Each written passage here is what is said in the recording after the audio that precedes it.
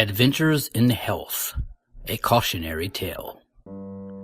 So I've had apple cider vinegar on the edge of my radar for a while, but have never looked into it very deeply. My wife recently picked up a bottle of it to help with some gastric issues my son was having, but only used a teaspoon or so out of it, so it was just sitting on the kitchen counter. Flash forward to a little while ago, when I was closing up the house for bed and noticed it. I need to give that a try, I mused, then hopped on my phone and did a quick search on recommended methods. Yada yada. So many parts per ounces of water, add a pinch and dash of so-and-so. In the words of Sweet Brown, ain't nobody got time for that. So I grabbed a Dixie cup and poured 2 fingers. Not being a total fool, I took a preparatory sip, and although it had a bite, it didn't seem too bad.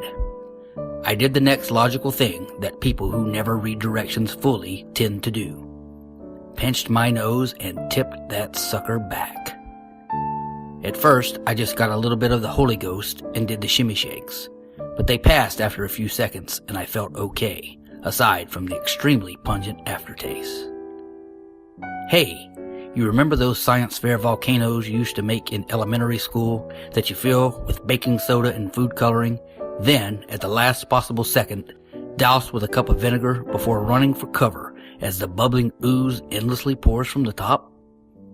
That's a really useful metaphor for my story, because my baking soda stomach decided that it didn't appreciate an apple cider vinegar bath, and, well, I'll spare you the details, except to say that the leftover pizza I ate for lunch, then wished that I hadn't, was no longer an issue for my digestive system.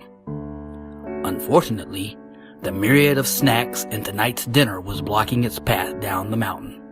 But the geyser of apple cider vinegar erupting up my esophagus convinced everything else in my stomach that life would be better down the metaphorical mountain too.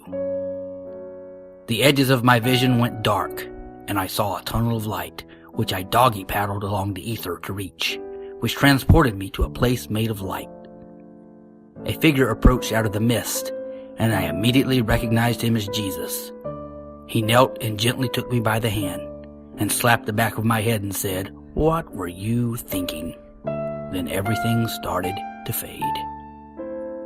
I became acutely aware of the smell of sulfur and a rising burning sensation in my body. But as my vision cleared, I realized that I hadn't indeed been catapulted into the lower reaches of heck, reserved for the headstrong and hasty, but I was just feeling the after effects of my stomach's sudden rebellion. I'm currently able to walk again, although my stomach is a bit jumpy and the back of my throat feels like it's been run over a cheese grater.